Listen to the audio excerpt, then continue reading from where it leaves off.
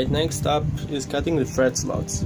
The way this can be done, and I've done that in the past, mark the center line on the fretboard, mark your 0 fret or the beginning of your fretboard, take that ruler, mark the locations for the frets, make this line and cut it. Since then I've made this thing. This thing is a fret slotting template that I've milled to slot the two most common guitar scales with. This time I'm doing a 24 3/4 inch scale. The way I'm using it is I put masking tape on the top side of the template and mark a line parallel to the edge. The saw will cut slots perpendicular to this edge, so all that's left to ensure square and properly spaced slots is to align the fretboard center line with the marked line.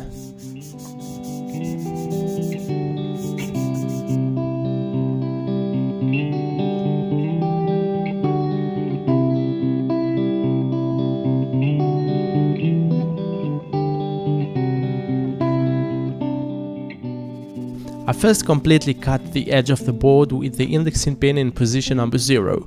Then I progressed to the next index to cut fret slot number 1, and so on with the rest of the slots.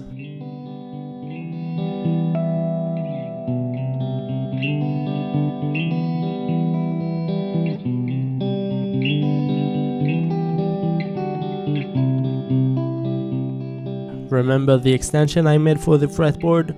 This is why I needed it. The last fret would have been here, and there wasn't enough wood to support it.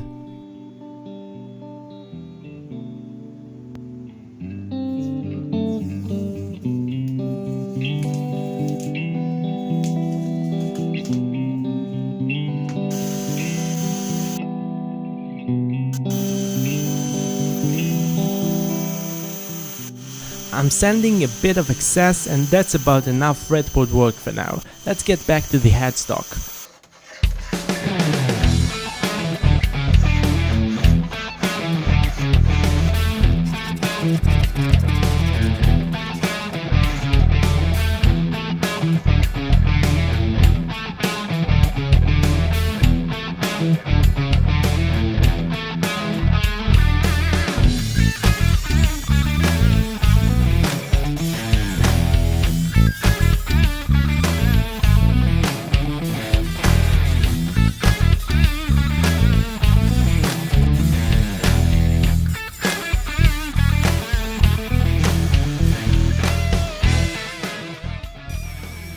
I could route the headstock shape, but it's really awkward to hold the neck in the air and route it like that. The router is much less forgiving than the belt sander, so I chose to shape it free-handed on the sander.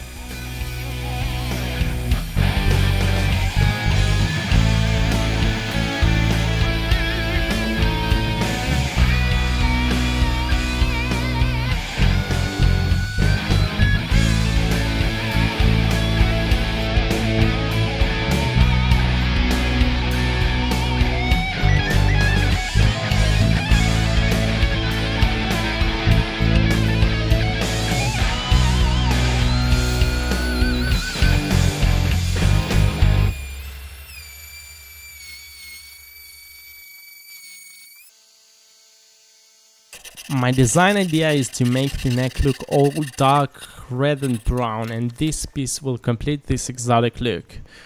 It was rough sawn and too thick, so I planed both sides to about 1 mm final thickness.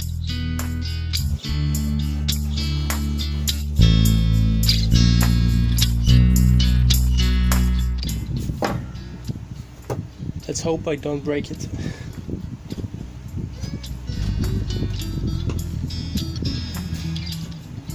Try to use very little super glue.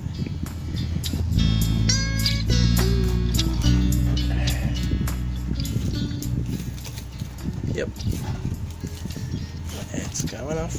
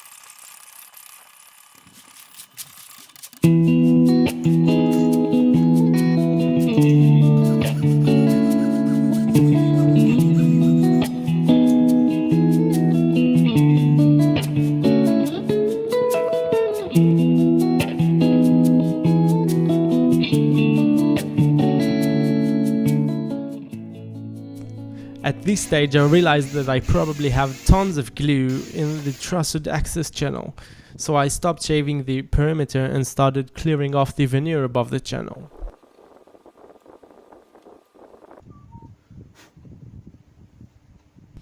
And once it was done, I got back to the perimeter.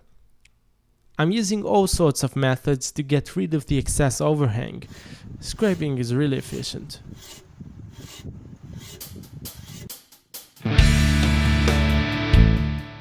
I wasn't pleased with how the volute connected to the headstock, so I tuned it up a bit.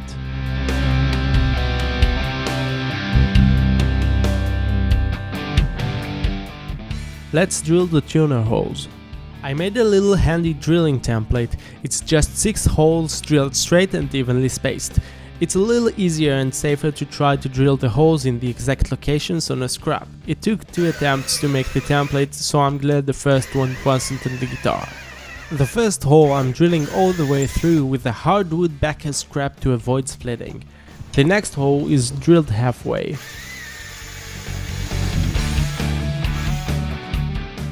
I turn over the template and align it with one pin and the edge of the headstock. The second half of the far hole can now be drilled and another pin locks the template in position. Then all that's left to do is to drill halfway through both sides for the rest of the tuners.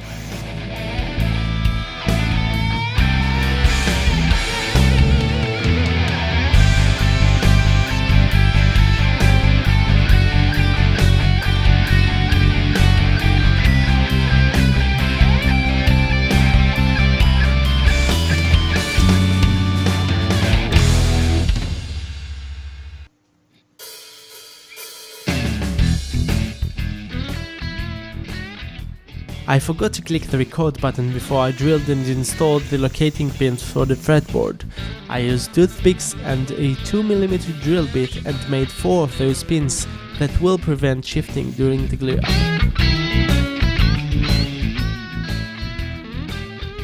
This first masking is to protect the neck from the silicone.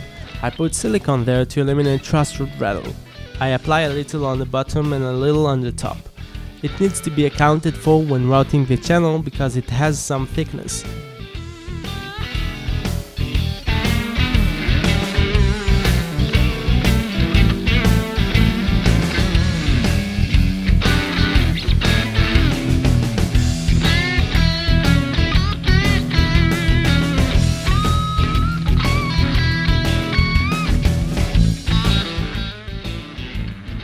The second masking is to protect the truss rod channel from the glue spilling in.